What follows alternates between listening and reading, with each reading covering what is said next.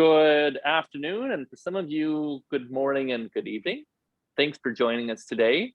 I'm Steve Mantle with Innovate Ag, and today I'm joined with Rachel Noah, COO of Taggares Fruit Company, and Steve Jetting, co-founder of Green Atlas, and Caleb Pan with Innovate Ag. Glad that you could be here with us today for this webinar series. Hopefully you'll forgive me in that I am calling in from an aptly named golf course club today, Apple Tree Golf Course in Yakima, from a storage room. You gotta love these things, what we do on the fly. And so hopefully we're okay with internet access as we go through this. So let's jump right on in. Today, last time we spoke about soils. Today, we're rolling our sleeves up more on yield potential and what we've learned this past year working with Green Atlas and working with many of you as growers. And our focus really has been just constantly learning from you and how do we improve data visualization, data analytics based on feedback as to it's needed for you. I don't think we end up doing a quick survey this time, did we, Ian? Yeah, I have a quick survey. You do, look at that. Ian's on it. Ian's our marketing lead, always 2 steps ahead of me. Thanks for getting us set up for this.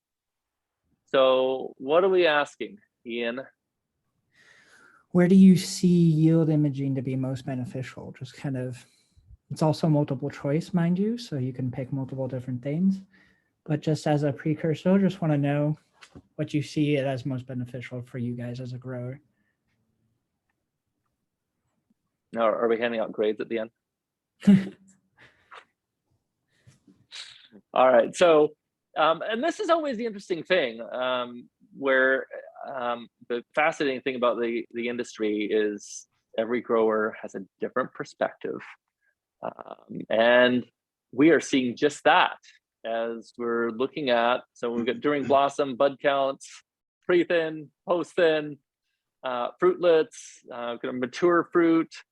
And so far, it is pretty much split, almost evenly across the board. But I'm actually surprised to see a little more on blossom than I expected. Do you have a way of sharing the results on that one, Ian? Yeah. Up on the screen? Yeah. There we go. Great. So there's just for your perspective what that looks like. And then do we have a second question? No, that's it for now. Nope. All right, good. I like it. So thanks for answering those questions. With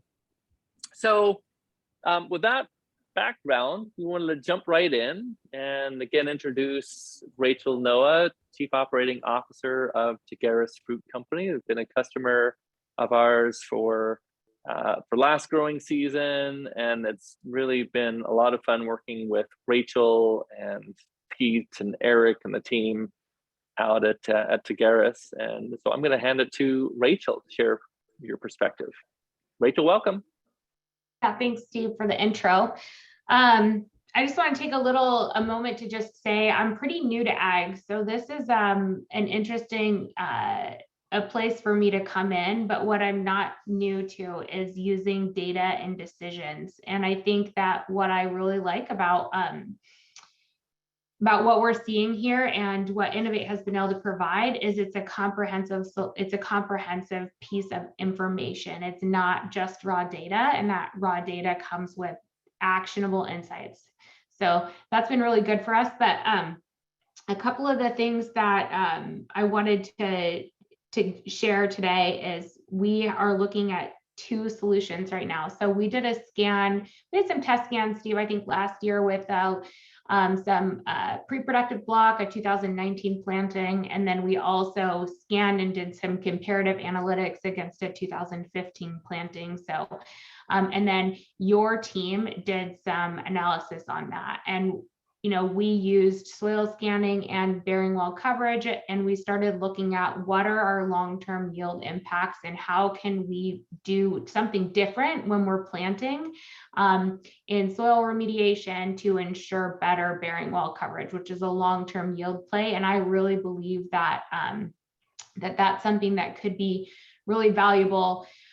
If you can't cover your bearing wall, then you are going to have year over year not be able to produce the volume that you need to produce to make your orchard produce the revenues that you need it to. So that was the first kind of use case that we went down, and we are doing, what did we do? We did almost 500 something acres this year on pre-productive scanning for redevelopment at Snake River. And just as a background, Taggares Fruit Company has been around for quite some time, and the Taggares family has been in the region growing for a long time. This Snake River asset that we're doing this project on is approximately 2,500 productive acres of volume right now. It used to be Concord grapes, and it's all redeveloped, being redeveloped over. Still some Concord grapes, there's a little bit of wine, and there's cherries. So it's a big continuous property, and as we're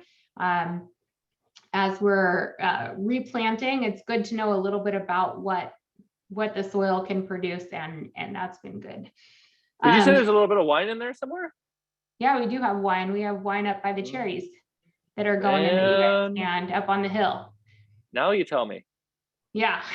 That's awesome. Stop by. Those are actually really pretty. It's a really pretty spot. I love that spot on the property. It's nice and high. You can see the whole valley down there up there. So it's really pretty. One of the things that, it was interesting to look at this poll, because I do see that there could be volumes of kind of where is the return to the grower. We're implementing a program this year to do some thinning scanning. So this is a fruitlet stage and mature fruit pre-thinning. The timing of that is still kind of depending on where we're going to bring that in.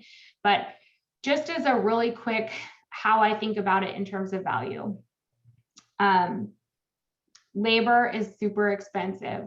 We all know that. And if you take the cost of a labor unit or an hour of labor, your cost to do an activity like thinning, to set the right crop, or at any stage in the growing process to do that thinning, is, roughly say burdened with $20 an hour or $25 an hour, depending on what your pay structure looks like.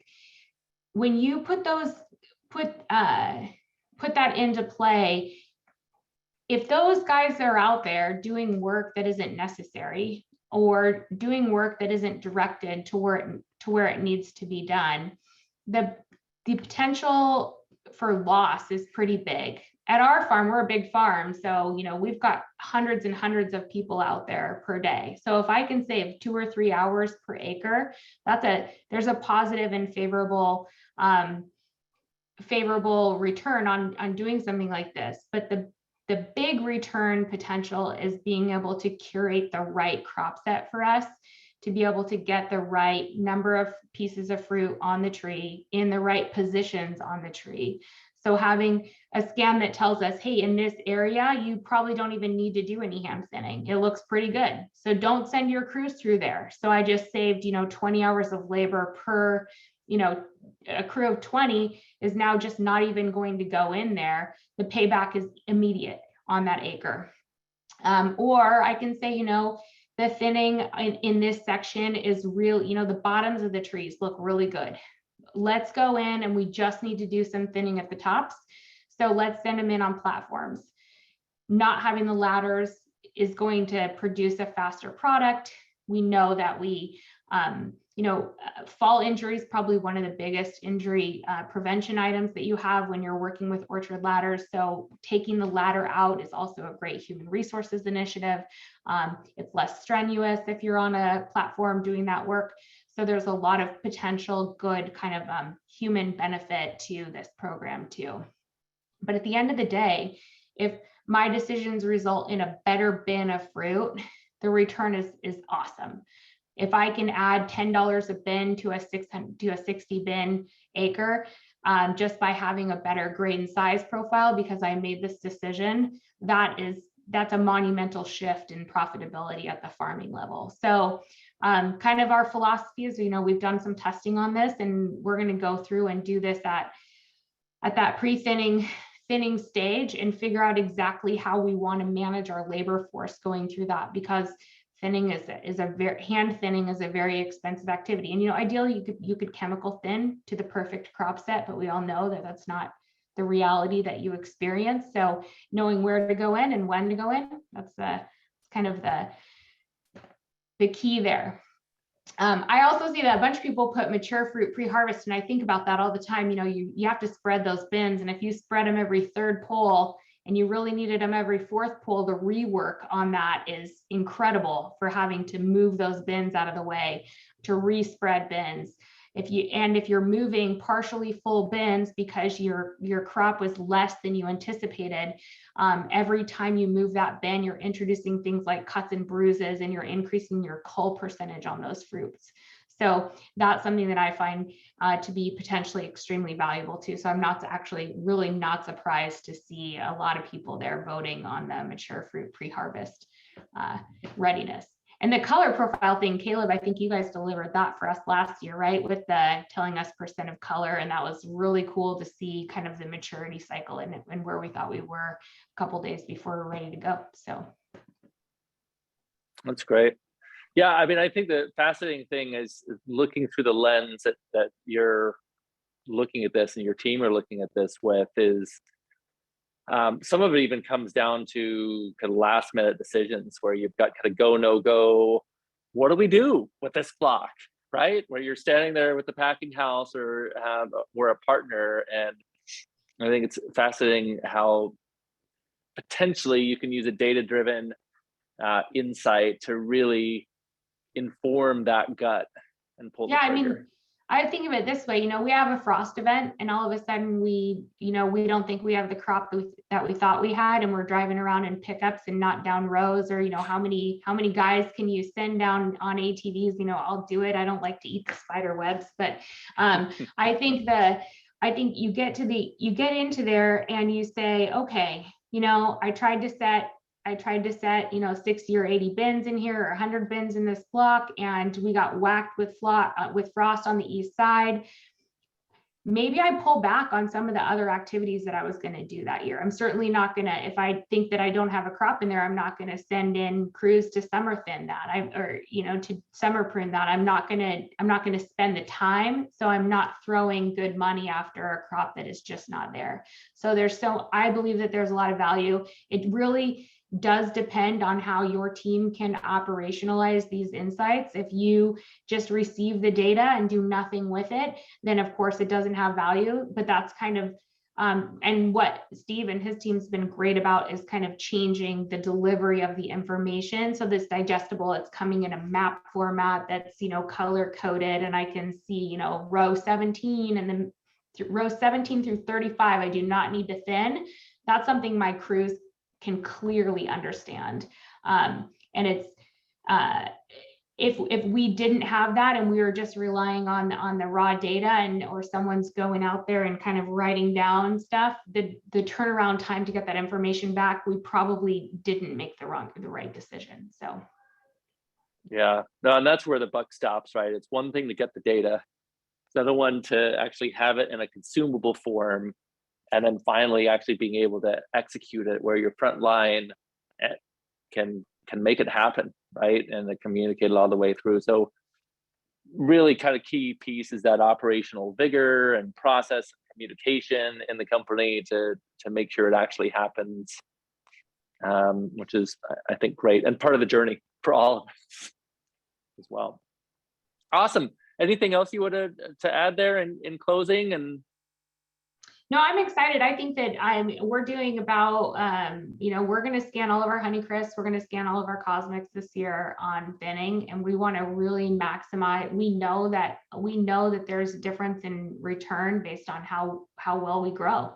So we're going to go after that highest value fruit and really prove out to your point there, Steve, the operationalization of this and and test the waters. And I'm fully intend to it. We do a lot of stuff at Taggares that some other growers are also doing too, but I think is unique that we have block level profit and loss statements. We have block level yield reporting. We have block level consumption. So I can actually see at the end of the year, these blocks that I did it have a favorable impact on my growing margin in those blocks? And if it did, awesome. And if that comes out of the thinning line in my P&L, that is where it's at, revenue and thinning, because those are the two initiatives we're going after this year. So it'll be fun. This year should be a good test and a good pressure testing of a really much larger deployment of this.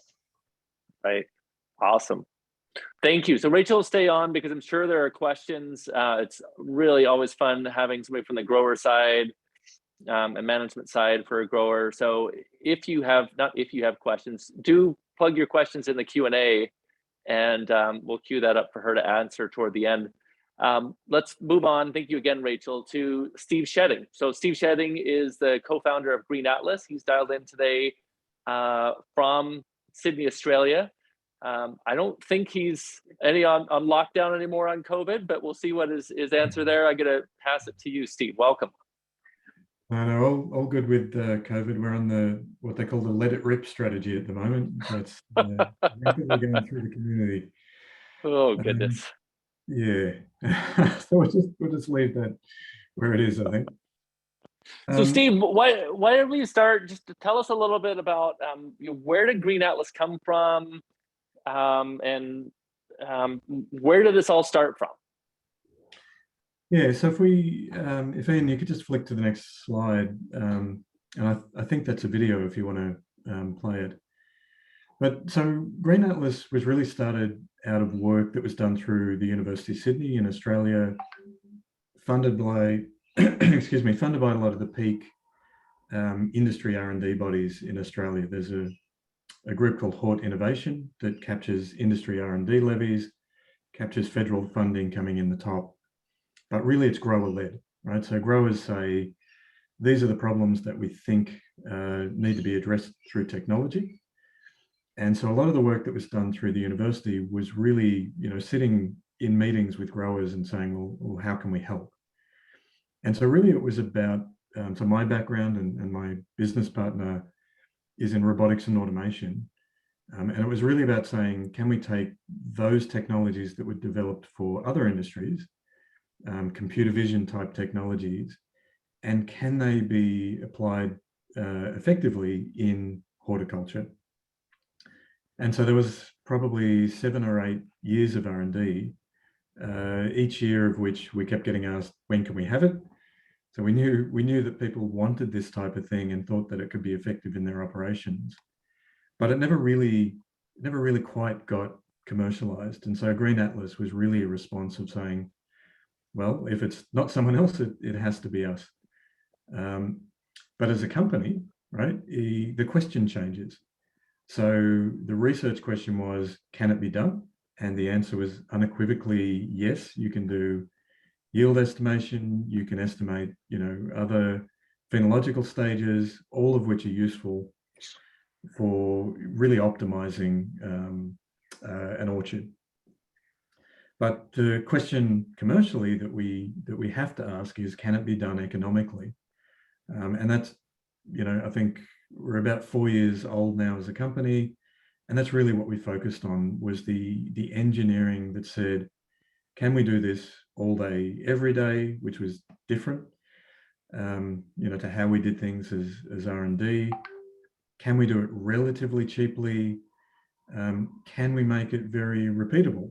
Every time, if you went 2 days in a row, would you get the same result? If you did it daytime and nighttime, would you get the same result? And so that's really what we focused on as a company. So if we can go to the next slide. So as it says, found in 2018, the main thing that we do as Green Atlas is this cartographer, product. Really it's a service rather than a product. The cartographer, this grouping of sensors really is just a means to an end. From a grower's perspective, it should zip through your orchards, We try to have minimal impact. We try not to impact on any other operations that you're doing. We try to be in and around other things. And so hopefully you see us as, you know, somebody that turns up, minimal fuss on site, and then really what you get at the end of the day is, you know, something that you can action. But as a, you know, as a product, compared to what we were doing as R&D, as it says down the bottom there, you know, we're 300 times faster than what we were doing as a kind of a research project within a university. You know, 200 acres a day per system is not unusual. And actually, I've been monitoring some stuff going on in New Zealand. And yesterday they did exactly that in apple orchards. Wow, they're running hard. Really, 200 acres a day really on hard. it. I love it. So that's really the Green Atlas story. And I guess the focus, if you like, in terms of the problems that we're trying to solve, the way to really think about it is our initial focus was on tools that would help growers, right? And we knew that in all of the larger fruits, that really meant, you know, mid-season or going through the season, it meant things that could help you thin the crop, get the load that you want, and produce, you know, what we really are calling the right quality yields. So most of the growers that we work with are really interested in getting that top grade fruit. And that means that you know what you want at the end of the season, but you've got to make really clever, smart decisions at the beginning of the season in order to get there. And so what we were trying to do is to produce the tools, if you like, that would help you do that, getting right down to the per tree level. Whereas before, you know, managing things on a block basis and treating, you know, unusual blocks as exceptions, we're trying to get that being, you know, very much being the routine way that you do things. And so that was the original focus. We do now see that there are kind of additional focuses, particularly with bigger growers and some of the more corporate growers, that there's an outward focus on, particularly around end of season yield estimation, where understanding what you have at the earliest possible moment allows all these other activities to take place, things like marketing. How many boxes do you need? How many pallets do you need? How many trucks do you need to order? Where do I need to place the ladders? How much labor is going to be up high in the canopy versus down low? There are lots and lots of decisions that are impacted by just knowing, you know, what do I have at an earlier stage in the season than's previously been possible. So Steve, you know, definitely when we came across Green Atlas initially, and even before we came across Green Atlas, we worked on just using some handheld devices and working with Microsoft and doing some mapping of trees, walking up and down rows with a handheld device. And it worked, but it wasn't particularly scalable, and there's just so much variability. And what we liked about what your offering is we really view it as the gold standard in that it's reliable. We'll ask Rachel at the end, but I think she'll attest that the results that we got and the results that we got from growers last year was really plus or minus 5% or even as low as 2% for most growers. And subsequently, so far, every grower that used our service last year as a pilot has renewed and basically re-upped. But tell me more about part of what I like about working with Green Atlas is you have your scientists, your PhDs. And so part of what you guys have been talking about is backed by science. What does that mean, backed by science? Yeah, so for us, you know, we try to use that slogan, if you like, as a point of differentiation. And what we really mean by it is that a system like this, you know, it's new, and we're asking growers really to come on a journey with us, and, you know, in a lot of ways, put a lot of faith in us. And so we're really trying to, if you like, be independently validated, and this is really the science part, so that it's not just us saying, you know, how well does the system work? it's not anecdotes that perhaps you might get from your neighbor. It's actually rigorous experiments that are being taken out on using this equipment to do various things. So probably our biggest research partner is a group in Australia, which is Agriculture Victoria. It's a federally funded research organisation. One of the arms just does research in horticulture. And their interest is not, it's not actually in validating cartographer per se, right? They're independent from Green Atlas. They want to be able to say to their constituency, which is really the growers, should you use a technology like this, right? Is it going to be valuable? And even, you know, further than that, does it do what it says it's going to do? And we think that that's absolutely critical. You know, so one of the framing questions I always get growers to think about, because we see a few, I guess, advertisements out there where people will say, oh, we're 98% accurate. But one number is actually not terribly meaningful. You really want to understand as a grower what is typical. And that could be a very different thing. And that's where having studies done on, you know, our system, whether it's growers doing them, people like Taggares, or whether it is scientists at Agriculture Victoria, we believe that that is just super, super important. You shouldn't just take our word for it. But the great thing about a group like Agriculture Victoria is that all that information is made public. They will publish it in scientific journals. It's peer reviewed. You know, we see that as being a sign that we have nothing to hide. But it's also probably, you know, pragmatically, probably the best advertising we could ever have. It's completely independent validation, you know, that what we say is true, you know, and you can see from those papers, the scientific journals, what kind of typical results are.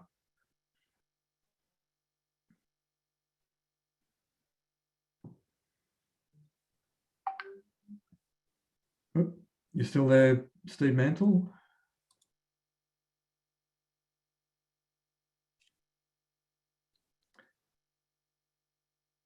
Okay, so I think possibly Steve's little hotspot in the in the golf course has gone off. So I do have a little bit of sort of prompting from him already. So he was interested in, for example, some of the newer things that we've done. When we started, we were very much around you know, looking at, you know, counting things. So it was how many flower clusters and how many fruitlets and how many pieces of fruit. But being in the orchard, you know, and getting lots of data from lots of places, we now have these massive data sets that we're able to do experimentation on. And that allows us to do continuous investment in R&D, continuous improvement, and roll out new features all the time. So some of the things that we've done since last season, although we're sort of doing it, I guess, midway through your season last year, but as well as just counting things, now that we have all the imagery, we do things like, you know, getting the color. And again, our color estimates are independently validated that, you know, do we measure the right color? We've recently just changed, you know, we went through measuring color as kind of RGB, then hue, which kind of made a difference. So we've got hue on this slide. And now we've developed with Agriculture Victoria a thing called a color development index. And that's really essentially in color space, a distance from green. Because for a lot of fruits, you know, green is your baseline. And for certain stone fruit, for some of the varieties of apple, what you really want to understand is the progression from green through to that final color, whatever it may be.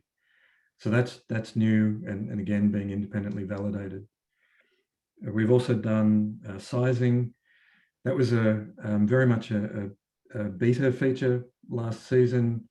Innovate did a massive amount of ground truthing, thousands and thousands of measurements with calipers. We would measure with Cartographer. Innovate measure with calipers. AgVic has been doing the same thing. It's been happening in Europe as well. And that's got us to the point now where we're pretty happy that sizing is sort of plus or minus 1 to 2 millimeters on average precision. The bias is essentially 0. So when we get a size distribution from thousands and thousands and thousands of pieces of fruit on the trees, it's a pretty good estimate of what you're going to get at the end of the season. So going forward, there's more R&D from that. That's a point in time measurement. What do fruit models tell you about how that distribution might change, over the rest of the season? So there's lots of really interesting things happening, but it's all as a result of having a baseline of having this really rich data set, which in our case is a couple of images per tree, plus all of this geometric data that we get from a LiDAR. And you can see some of that geometric data on this slide with, height, density, leaf area. Leaf area is another really interesting one where we've had that independently validated. The scientists go in with a light meter, put it in the aisle, measure light at different points on the light meter. So how much sunlight actually penetrates through the canopy down to the inter-row spacing. And our leaf area index essentially correlates 100% to those independent measurements. I know from growers, I've heard it over and over that they're not farming apples, they're farming light, right? Absolutely. Yeah. And this is where, I think Rachel really touched on this earlier. If you're really thinking 3 steps ahead, and because the science, the physiology is pretty well understood. I don't think, everything is known, but I think, we do hear from growers, I want this many leaves per piece of fruit. I want the fruit nicely spread out. Well, we're now measuring all those things. So the cluster analysis tells you how bunchy the fruit is on your trees. The leaf area index is telling you, essentially how the leafy matter on the trees is spread over both the tree and the orchard. And so we are actually getting to that point where you can actually start to make some inference on, well, what's the quality of the fruit going to be based on what I know about the tree physiology, and measure that right down to the tree level.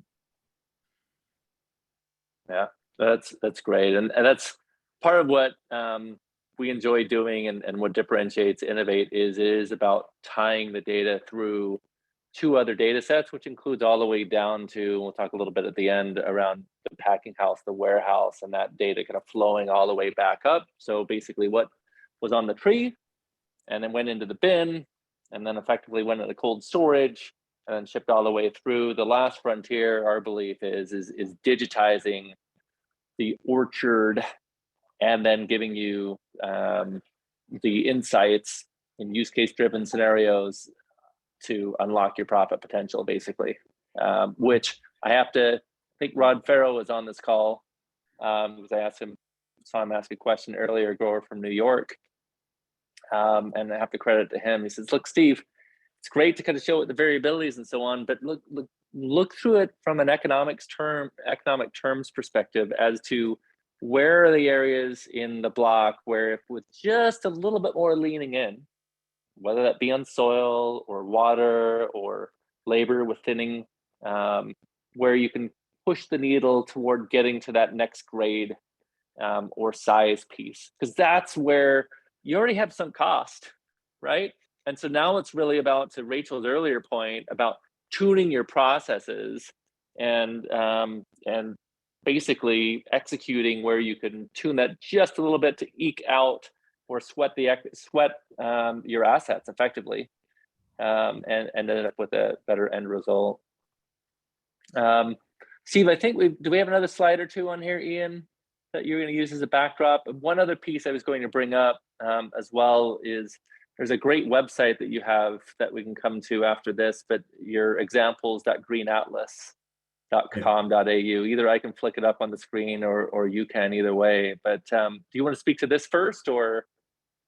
Well, I mean, now that you mentioned the examples website, I'd absolutely encourage anyone to go click through that, because it's a really good, it allows you to get a very good sense of what the data looks like, how you can manipulate it.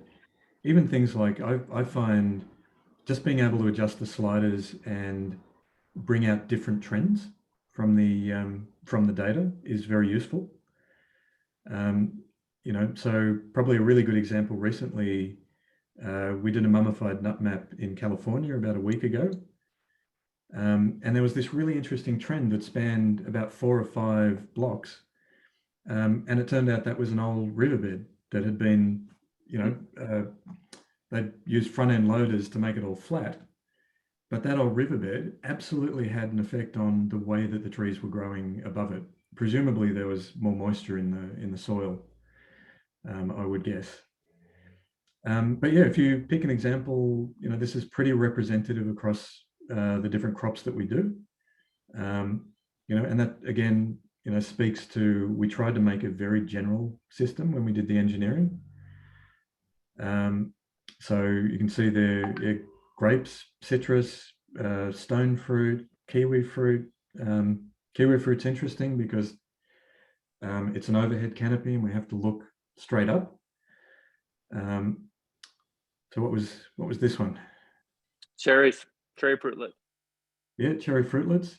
So this is another example where, you know, the biggest cherry grower that we work with, they're really only interested in thinning. So we get cherry variability maps like this one.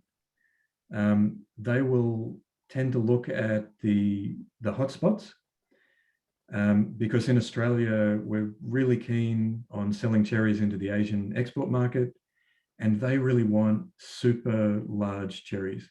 And so thinning is a big deal. So the way they're using our maps is absolutely, as Rachel said before, is where should I be placing my labor to have the biggest effect in the crop yield that I want? And again, it's not the yield, it's the quality yield, right? It's how many of those fruit are going to be of the size profile that I want. And so thinning is really the biggest determinant of that. And so this grower, we love them because we have very little interaction with them. They literally just go out, scan, walk the field and go, okay, Green Atlas says this is blue. Blue means, you know, we'll thin 20%.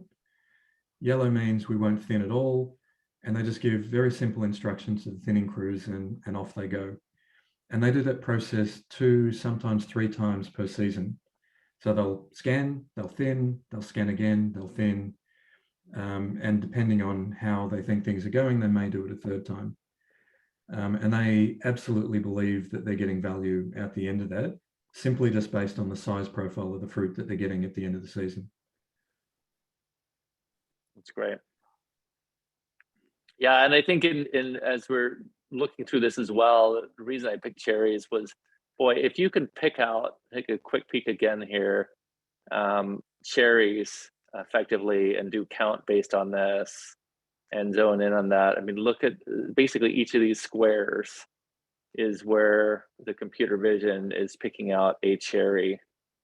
One of the questions that I saw Rod Farrow ask briefly, if we could answer, Steve, is, you know, how do you address occlusion, which is particularly in cherries and grapes and apples, is a challenge because of the 3D canopy. And you want to speak to that? Yeah. So occlusion is interesting. With cameras, just like human eyes, we can't eliminate occlusion. It's there, right?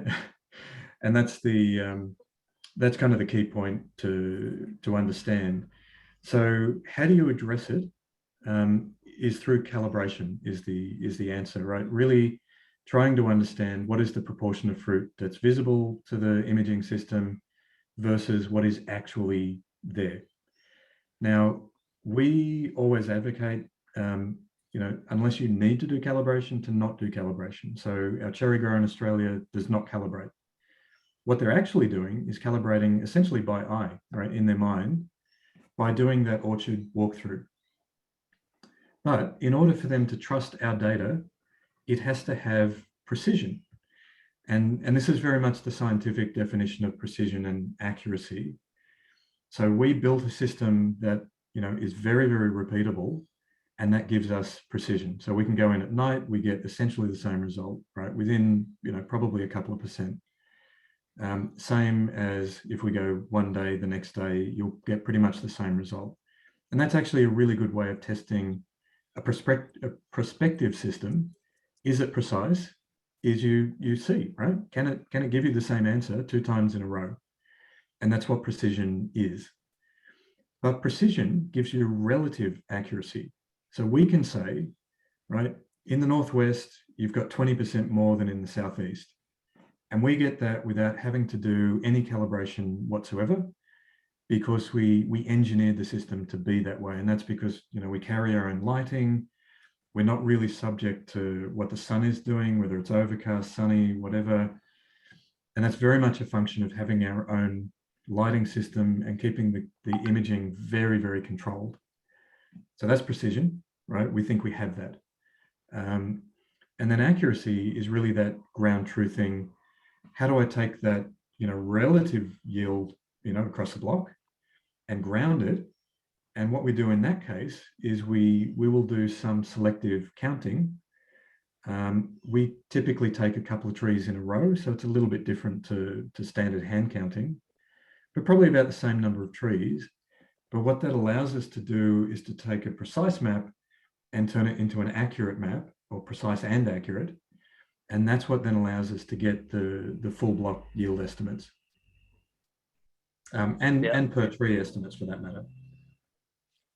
Yeah, and where a grower is really looking for an accurate, boy, I want to know what my bins per acre are going to be, then we'll double down on the calibration piece. If it's ultimately just about benchmarking against, look, here's my section that's the perfect section that effectively has what I'm looking for, then we all save time and really dollars and labor by just showing it as relevant against each other. So Ian, thanks. Let's Steve, if you want to just wrap up a slide or two that you've got in here, do you want to speak to this one at all? Yeah, so one of the things I always kind of talk about, and I almost always kind of issue a call to action for growers, and that and I'm sure growers know this intuitively. Data for data's sake is worthless. And so when I sit down with a grower, I always ask the question, what are you going to do differently? Once we give you this map, we're confident in, that you will get something like what you see on the examples page. The quality will be there. But when we give it to you, what are you going to do differently? That's really the framing question. Now, right now, we really have to ask growers to be in that loop to form a solution, right? So particularly around early or mid-season thinning, the grower has to take ownership of the action. Yep. What am I doing on farm? So the only thing that we really offer as Green Atlas that's a solution end to end is yield estimation. Everything else requires grower buy-in and grower input, right? And so that's our request of growers, is that, if you're going to invest in the data, then please also invest in the processes that are on farm. Now, having said that, there is a stage beyond that, which is, can we make solutions in those earlier season things? Can we take a flower map and turn that into a spray prescription that then turns into, the sprayer acting on that spray prescription? So something that's essentially brand new is that we now have the ability to go from our maps, which you can see on the right here in this slide, to zone maps, which is typically how variable rate controllers work. And that could be spray control. It could be fertilization, whether you do that as, through spray, which, like fertigation, or you do it as dry matter. Or it could be, in New Zealand, they're doing experiments with root pruning. So they're actually trying to actively control vigor on the basis of our, geometric tree models. They're doing some variable rate root pruning experiments. And so that's, if you like, kind of what's coming down the pipe in terms of technology, which then becomes an end-to-end solution, right? we always want the grower to okay everything, because we think the grower is the expert and the grower's agronomist. So you should always be able to have that input. But once you start being able to automate some of the action as well, it takes off that extra burden, in these intermediate steps, which is, essentially when you get data, we ask you to operate a bit differently, and that's how you're going to maximize value. And then variable rate is kind of the next step along that, where we automate some of that decision making, but not all. Let me jump in here real quick, Steve, and just kind of give the grower's perspective on that, because Love it. we did some pre-harvest scanning last year, and Steve Mantle, the scans were remarkably accurate to what we harvested. They were really, within 5%. It felt, that was a great test for us. And it was something that, I don't know that I was surprised at the accuracy, but I was surprised by the accuracy because of this, this question about how do you see through a leaf? Like, how do you know that the apple exists there, and what and where is it, and how do you know it's actually a good apple? And I think that we took some of the data, and we're a more data-driven organization. So I took some of that data and I kind of recalibrated it to what I thought our apples per bin were, changed our assumption on what we were harvesting on bin weight so that we could kind of get an accurate number, and then went out and looked at what our kind of field cull damage was looking like in person. So I was out there on the ground doing that field validating and kind of testing my assumptions in that. But I think your point about what is your team going to do with this and how are you going to operationalize the result? These maps are really great. And I could see, if just using this map on the right as an example, I can see probable places where I may not want to send a crew in at all, but I've got to stand there in the morning, and my crew's manager has to know how to read the information, and they have to know how to execute on that information. So that piece is still critical. We're still, we had a big meeting today on where our yield goals are on a per block basis, what our initial bud counts are looking at, and our bud analysis is looking at, like where we think we want to start our thinning program chemically, kind of to target what we, may have to hand thin. That's the most expensive way to do it. So, you start at the very beginning and you have to have a very comprehensive plan. But some of the things that we saw last year with, cluster identification, if I know that I'm going to get a better quality, we're going to get a better piece of fruit if we're not hanging triples. So if I see an area where there's a ton of triples, I might send a crew in there with the specific objective of knocking those down to 2, or not, so those kinds of things have a quality impact. And I can't say that we've been awesome at implementing it, but you have to have a robust process behind this that says, I'm going to make a bet here, and I am going to now follow through with my operational team to make that happen.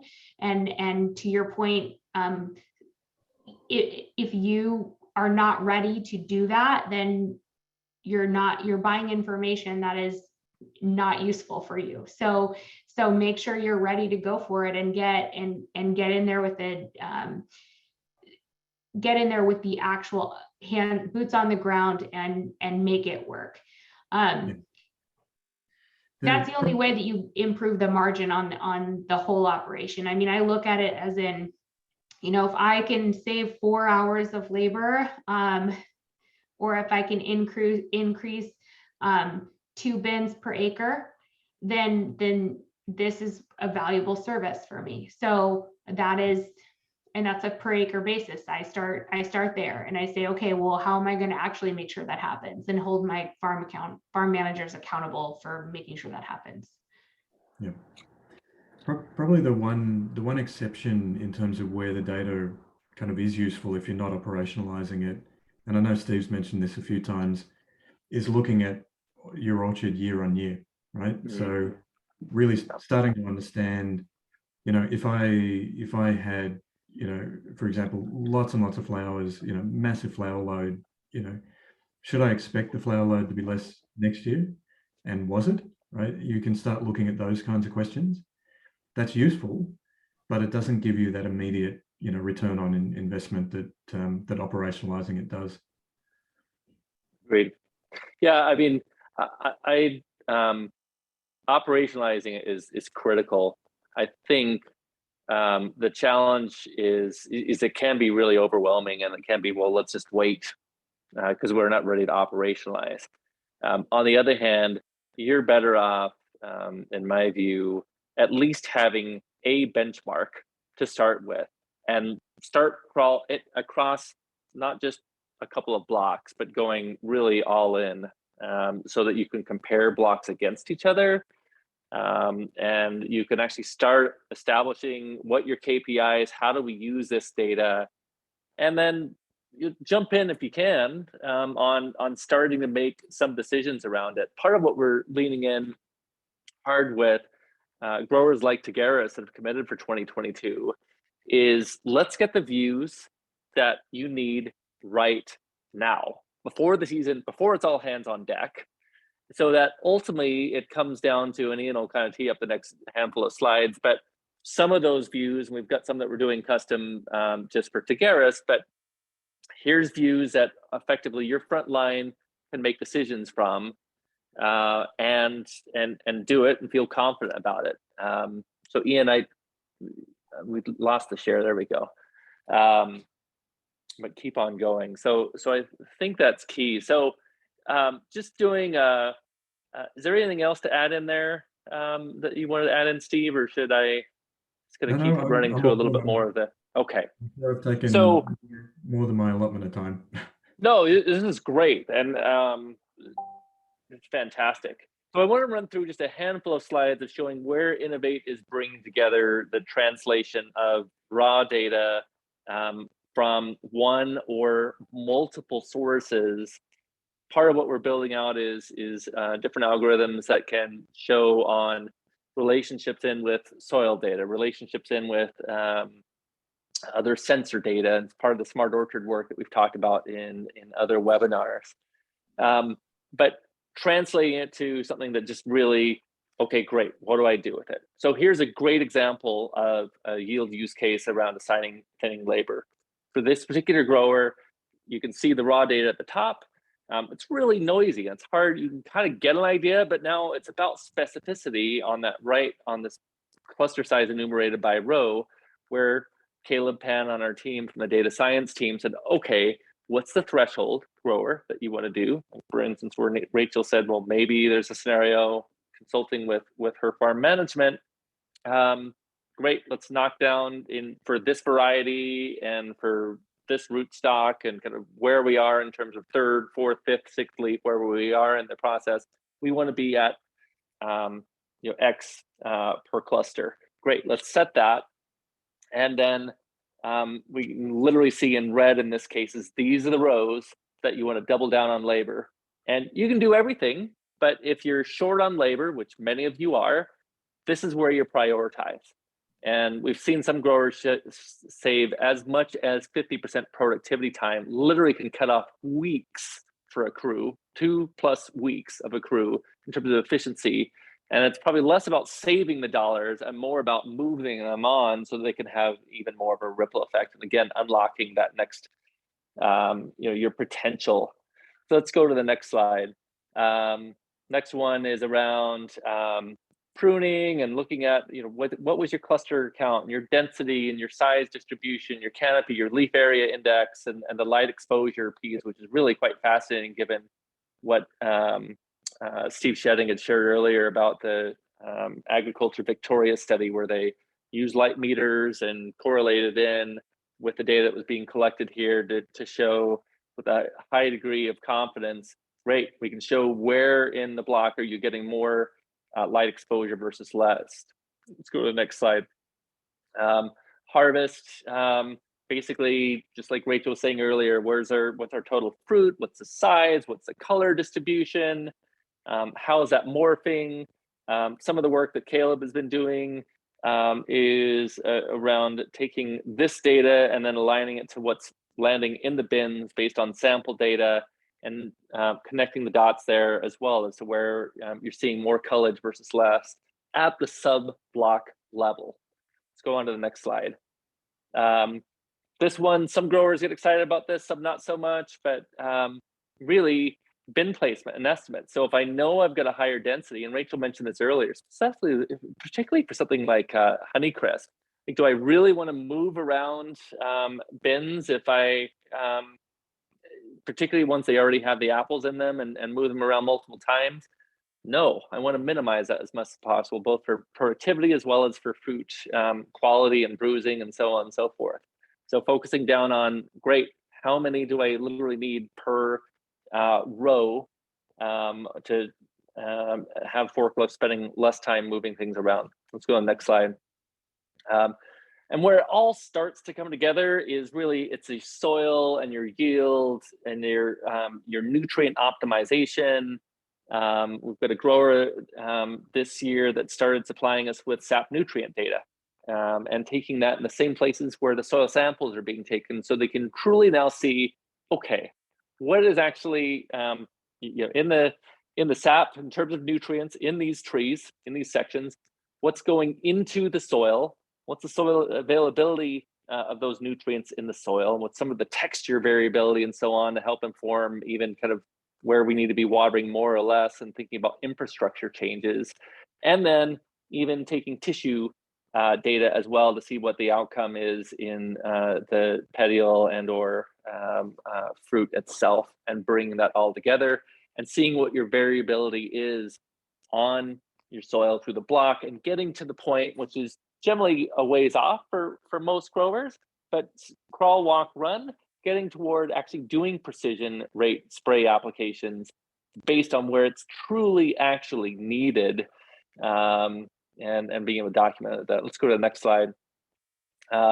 Another scenario we've talked about is shade cloth distribution, looking at sections of an orchard. If you don't want to cover the entire block, perhaps there are sections where there's a little bit more height differentiation between rows, where it makes sense to put in shade cloth on a kind of as needed basis, particularly when we deal with heat extremes, which hopefully we don't deal with this summer. Let's go to the next slide. Missing pollinators. I love this example. Caleb, if you're on here, do you want to speak to this just for a minute, and then we'll switch to Q&A? So working with a couple of growers, they had some interest in locating pollinators. As you know, they are often randomly dispersed or strategically dispersed. Regardless, knowing where they exist within a block is quite important. So using some of the Green Atlas data and basically exploiting the differences in fruit counts between pollinators and whatever crop you're growing, cherries or apples, we can basically use that and exploit that difference to get an idea of where the pollinators are. And then we can also kind of get an idea of, like, what is the density of your pollinators, where might you want to add more pollinators, and then also simply where are they located. So I'll leave it at that, Steve. Yep, I love it. And it's funny, like, some of it, it feels pretty straightforward, but a lot of what you guys have to deal with as growers is a bit of a black box, right? And historically, even for missing trees, which is another scenario that we have, often, and Rachel kind of inferred this, I think, earlier, is if you're reliant on somebody going out and kind of jotting something down on a yellow pad, it gets lost in translation, right? It's not pervasive. And so tying this into a way so now we can turn this into, great, what's my tree order need to look like for 2 years ahead of these days? And then literally dropping the trees off kind of row by row exactly where they need to go at the head of it. And then again, more efficient use of labor rather than having to go up and down each row and plant. So I think this is more or less what we're good for slides. I'm going to open it up to Q&A. I'm going to do one little hand wave to Harvest Engine in here, which is a partner that we're working with that has an app that some of you may already be using. Some of the packing houses are using this, and it's being used for to help with management of what's going into and being moved around within cold storage. Part of what we like about collaborating in with them is, again, it's about unlocking the data in the orchard so that it can then be connected down to the bin level and how it flows all the way through, so that ultimately you can have a more efficient operation when it comes to connecting the dots with your downstream packing, storage, and ultimately your grocers, and tying things in there. So with that, let's open it up to Q&A. And do we have anything in the Q&A section? I see nothing. That's strange. There must be, whoops, wrong ones. Must be something from you guys. So Steve, in the chat, while we're, go ahead. Yes. there's a question from Rob Faro saying, Yeah, we got that one. Okay. Yeah, both Rachel already covered that. So that was a great question, really, around accuracy and kind of process and ground truthing. Tia, thanks for your note on it being very informative. That means a lot coming from you. Really appreciate all that you do in the industry as well, and your involvement. I think then, unless anything else pops up, Rachel, anything that you would like to share in closing as you think back to what you shared? I think you and I have had so many conversations, Steve, and I think the piece that maybe is missing, and I'm not entirely sure the audience mix here, I glanced at it earlier today, but I'm coming from a position where margin compression is a real thing, and we've got a lot of a risk in the orchards of seeing cost increases, and maybe maybe the apples are worth more when you have a short crop, but some year there's going to be a really big crop, there's going to be a long crop, and what are you going to do about it? And how are you going to position yourself to make sure that your margin is still positive in that big crop year? They say anyone can make money in a short crop year. Well, maybe that's true. I don't know if that's true, but I think that there's still a lot to be learned about how we use this in automation. We're pairing this year. We use the soil scans, and we're going to be using that to help us with displacement of dendrometer technology, and we're working to put in automated irrigation. Those kinds of things are a single scan could help with that kind of thing, placement of those technologies, which also are hopefully accretive to both yield and quality. So, and when your financial backers are the ones that they want to make sure that you're giving them a check and they're not giving you a check at the end of every season, that's what's going to matter in the long term. So, Awesome. I think that's it for me. So happy to you guys reach out to me too. I love connecting with industry people. Like I said, I'm new to ag, but I'm happy to connect with anyone that wanted to separately too. So thank you, Rachel. It's great. Appreciate you being here today, and your team there supporting you. You've got an awesome team on site. And then, Steve, anything that you would like to say in closing? I'll add in one question that came in from Rod out of New York, pretty late, is whether you're using canopy and crop density data at the tree or linear foot level. That's a great question, actually, and I might actually kind of close that, bring that back to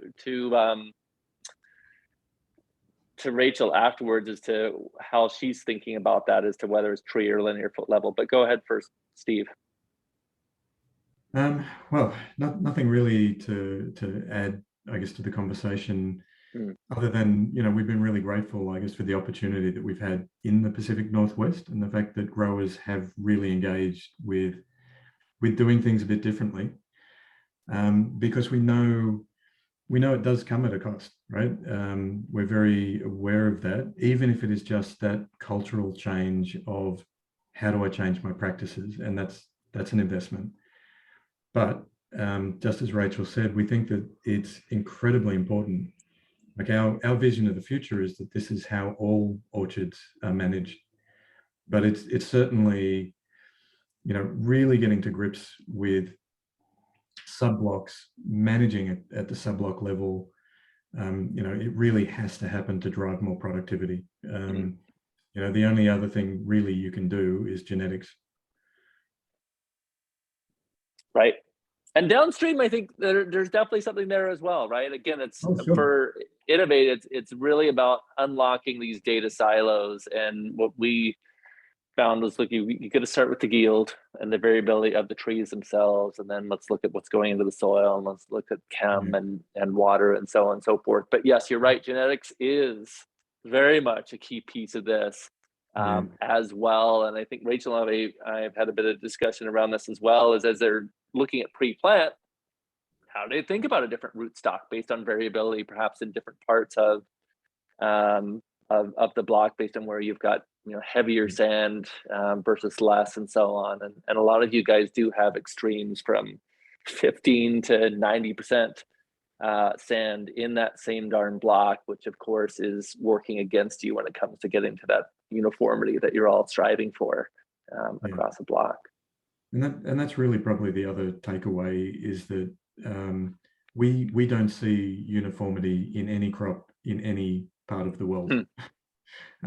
We're all heading towards it, right? And it's a fantastic goal. We understand what we want to get out of a tree, but without tools that can inform you about that variability, you can't manage it, right? I mean, it's as simple as that.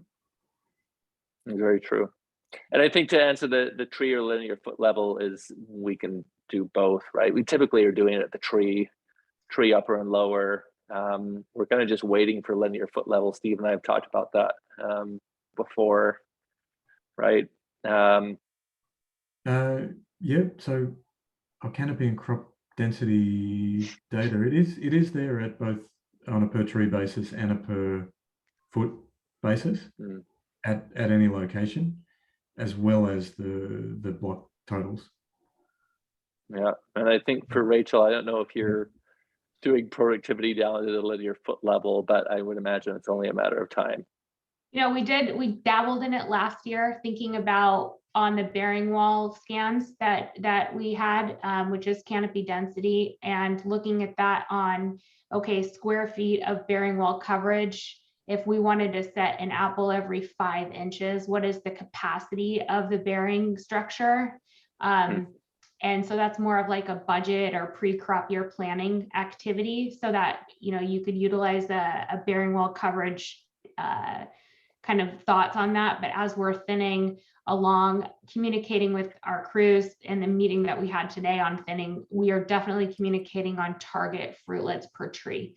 So I think you can both have value, and it's just which type of data you're using at each decision point in your crop year. Yeah, no, I like it. Like the way you're thinking on that. Last question on Zach, and I'll kind of take this but the question was for Steve Shedding, is whether you have an experience with Green Atlas through parts of Canada, and I think the short answer is no. To the best of my knowledge, Steve Shedding, there has not been any Green Atlas used up in Canada. However, we have had interest, and during COVID, it was very challenging to figure out how to even get anybody or machinery across that darn border. But certainly something that we can all work together to work on unlocking this year, unless you've got anything else to add there, Steve. And then Tia, love your comment that you guys can all see in the chat box.